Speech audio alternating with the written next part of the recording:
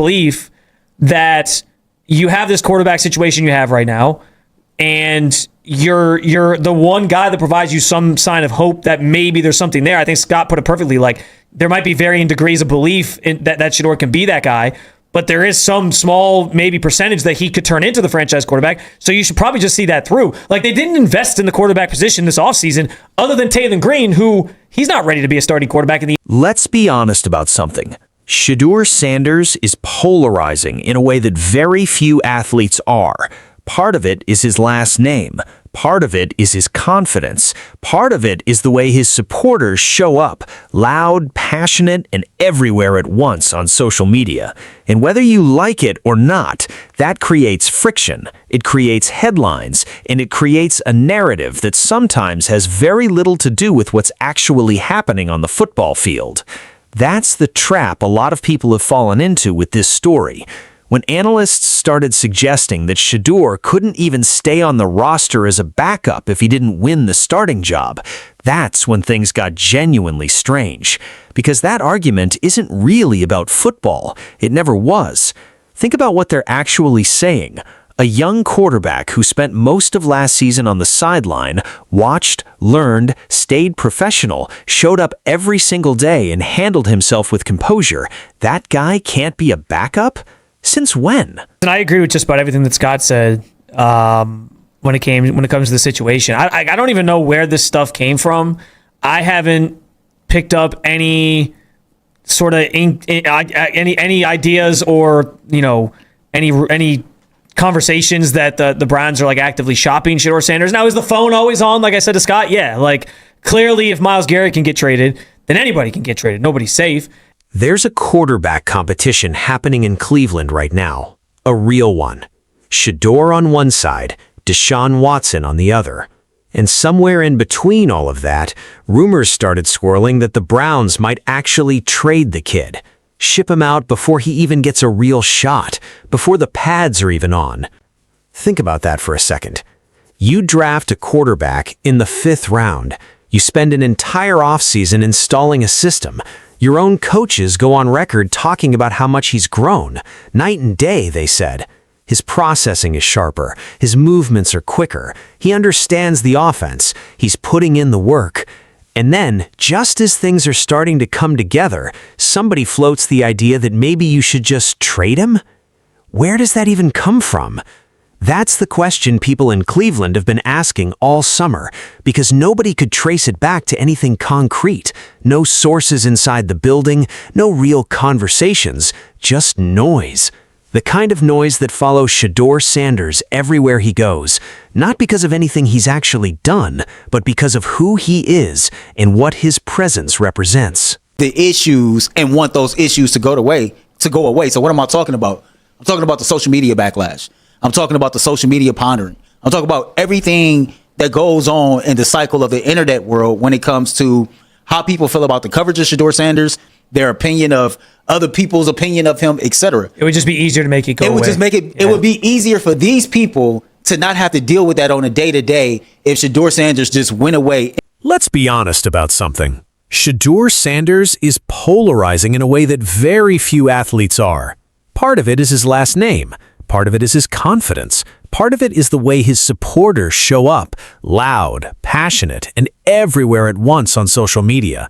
And whether you like it or not, that creates friction. It creates headlines, and it creates a narrative that sometimes has very little to do with what's actually happening on the football field.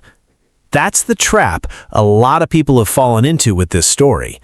When analysts started suggesting that Shedeur couldn't even stay on the roster as a backup if he didn't win the starting job, that's when things got genuinely strange. Because that argument isn't really about football. It never was. Think about what they're actually saying. A young quarterback who spent most of last season on the sideline, watched, learned, stayed professional, showed up every single day, and handled himself with composure, that guy can't be a backup? Since when? Of the issues and want those issues to go away. So what am I talking about? I'm talking about the social media backlash. I'm talking about the social media pondering. I'm talking about everything that goes on in the cycle of the internet world when it comes to how people feel about the coverage of Shedeur Sanders, their opinion of other people's opinion of him, etc. It would just be easier to make it go away. It would just make it. It would be easier for these people to not have to deal with that on a day-to-day if Shedeur Sanders just went away. He was a backup last year. It worked. He grew from it. He talked about the lessons he took from standing behind the starter, studying the game from a different angle, finding a way to stay ready. That's what backups do. That's what professionals do. And there's been no drama from inside that locker room. No reports of him causing problems. No players throwing shade. No coach pulling his hair out because of something Shedeur said or did.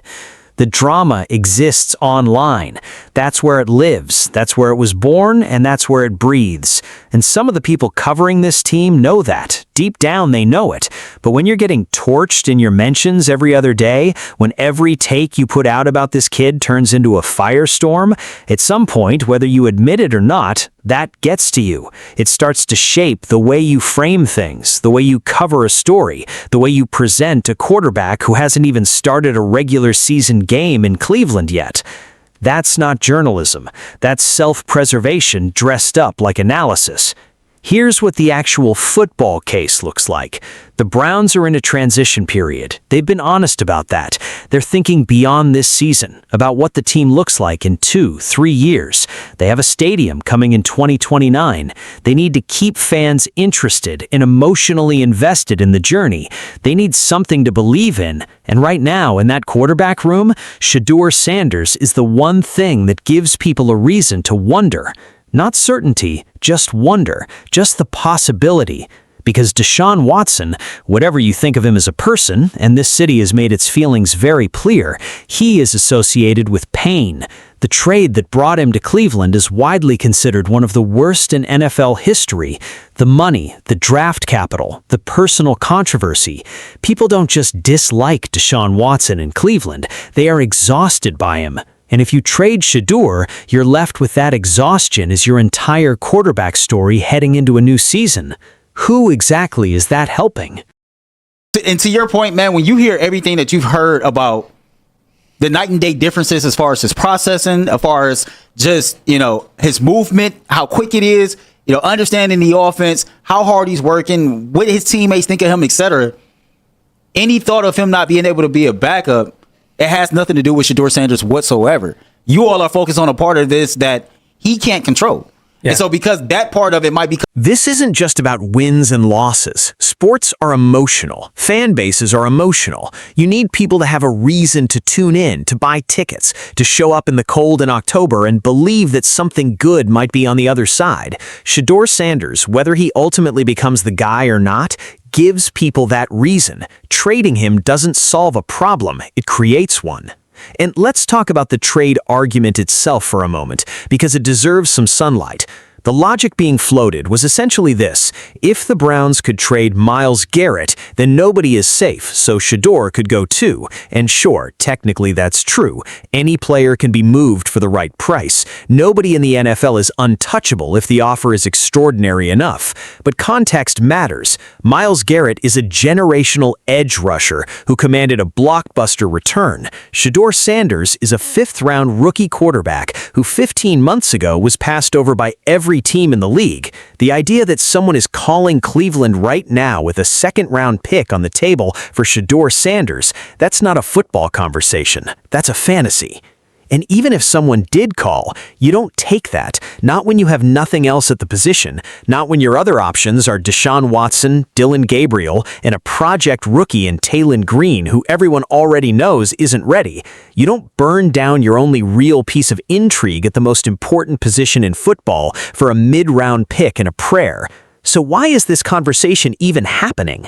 That's the part that deserves real scrutiny. Because when you strip away the trade rumors, when you peel back the backup quarterback debate, when you quiet down the social media noise, what you're left with is a young man who has done everything that's been asked of him, who walked into a difficult situation with composure, who is by all accounts from the people inside that building, working his tail off and improving every single week.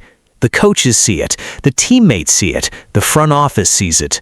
The Browns are not shopping Shedeur Sanders. They are not looking for an exit. They brought him in for a reason, and they're going to see that reason through. Now, does that mean he definitely wins the starting job? No. Does it mean he becomes the face of the franchise? Not guaranteed, but it means he deserves the chance to compete. And it means that if he doesn't win the starting job right away, keeping him around, developing him, learning from him, letting him grow is a completely rational and intelligent football decision. That's not a distraction. That's called building a roster. If you've been following this story and feeling like something didn't add up, you were right.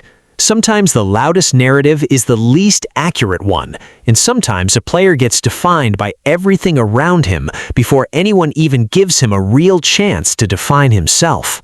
If this kind of deep dive is something you appreciate, real stories told honestly, without the noise, hit subscribe. There's more where this came from, and every story matters.